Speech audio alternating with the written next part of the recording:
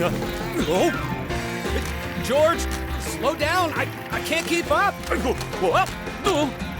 Ah. Whoa.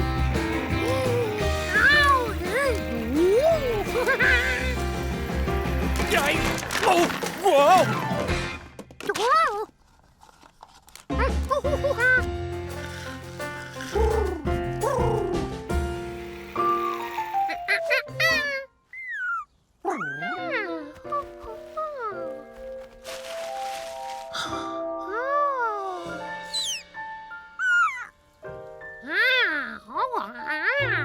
George had never seen anything like this before. It kind of looked like a lizard, or maybe a dragon, or maybe both.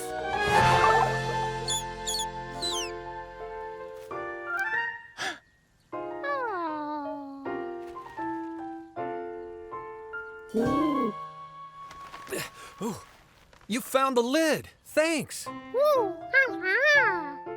Oh, my. It looks like you also found a baby bird, George. Best keep it close to your body so it stays warm. I'm not sure what to do when you find a baby bird, but I know someone who will. Well, hello there. Mr. Zubel is a volunteer at the city's wildlife center. Let's see what you've got there, George. That's a baby bird, all right. Good idea to keep it warm. But make sure not to play with it. Wouldn't want this little one to start thinking it was a monkey and not a bird. Bird seed. Never leave home without it. It doesn't seem to want to eat any seed. Compass had tasted a lot of birdseed in his life, but this was delicious. Oh, no. The frozen yogurt is melting. I'd better get these groceries home. You two got this handled? Okay, I'll catch up with you later. Thanks again, Mr. Zubel. Be a good little monkey, George. Whoa. Well, first thing we should do is see if we can find the baby's nest. George knew birds made nests high up in trees.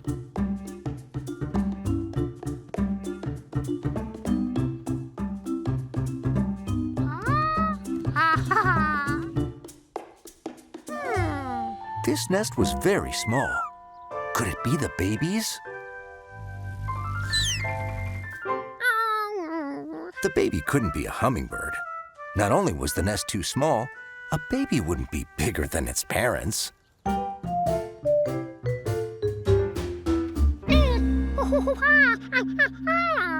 We better make a nest for the time being. The parents might come back for the baby.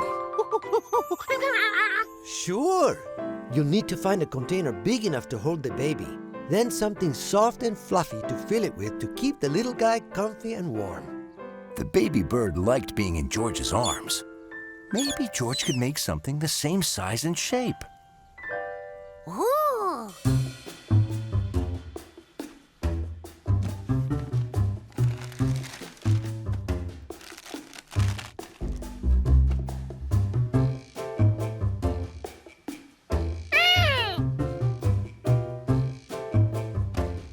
Yes?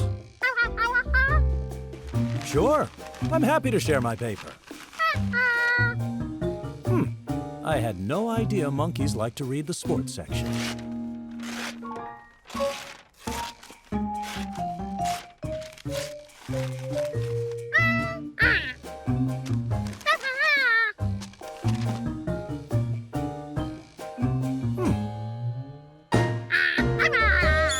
Wow, looks great!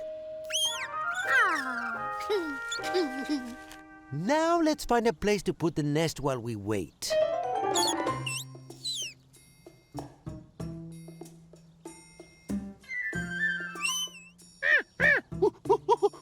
A sparrow! Could this be the baby's mother?